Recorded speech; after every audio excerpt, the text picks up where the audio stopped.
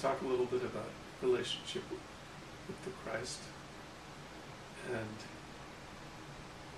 where you fit into those years when he was on the earth, and where you fit into that now.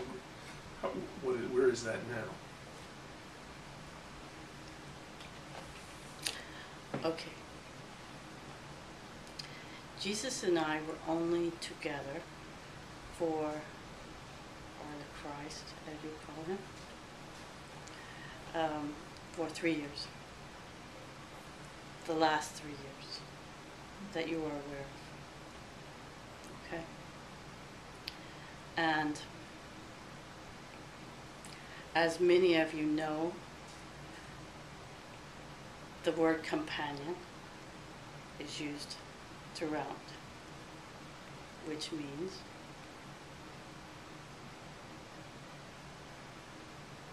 wife, what you all will refer to as a wife. Okay? Companion, you use the word companion as friendship or friend. Companion. Someone that you spend time with, right?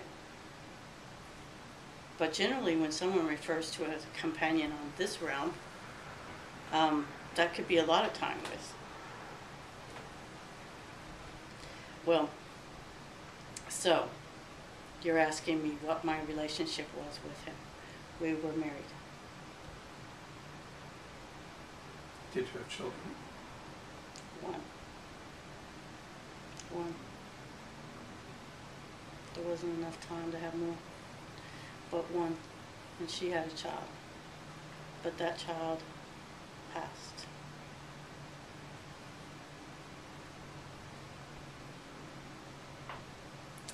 And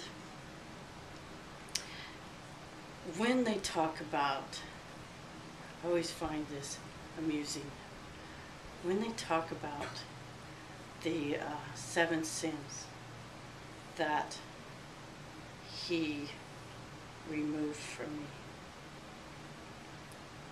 do you know and do you realize that I was the only one that he removed those 7 sins from? Do you realize that? No other disciple did he do that for. Those weren't sins. It wasn't as if I had killed someone. Okay? Those were sins that you all experience every day in your everyday life. Meaning gossip. Okay? Back in the time when I was alive and a being, I had studied in Egypt at what you all referred to as mystery school.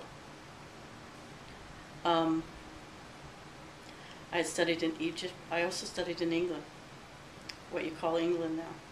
It wasn't England at the time, but I also studied there. I came from a very wealthy family, and we had resources to travel, okay? And my mother died when I was young, very young, and I was primarily raised in the Sisters of Isis house, okay? Which was a mystery school, as you referred to. My father was very wealthy, and he came from a very wealthy family, as did my mother. So we did have resources to travel. And that's what I did.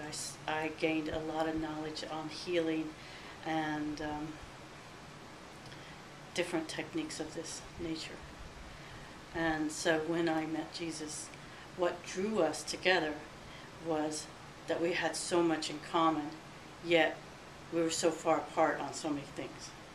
But what was nice about the relationship is that it was so complementary. Okay? And one of the things that I learned about was how to reach the divine through, I believe you guys call it Tantra. Tantra. And that's one of the things that I shared with him. Okay? How to reach the divine through the sexual act of Tantra and everything that that involves. It's a process. It's a learning process. Okay? Unlike how it is now, it is a learning process. And so that was one of the things that I brought to him. I also brought different healing techniques to him. I also knew how to raise people from who had passed. We were taught how to do that in the Sisters of Isis school. Okay, and so that wasn't unfamiliar to me that he could do that too. He had just learned it differently than what I had learned it. It's the same thing. Just like today, you have many different techniques for healing, but they all end up in the same point. It's the same thing. So that's some of the things that I brought to him and some of the things that he brought and shared with me. A couple of other issues that the 7 sins would be, I felt at that time women were considered by many as not very valued, okay? And that was a little irritating for me. So that was something that was released. And he did that by validating who I was. Simply validating me. And another thing would probably be the courage to really speak my truth. I didn't really have the courage, and I felt very intimidated around the other men in the group. And especially like when we would be in the inner circle meetings. I knew that I wasn't accepted in there. So it was very difficult at first for me to speak and speak my truth and to ask questions.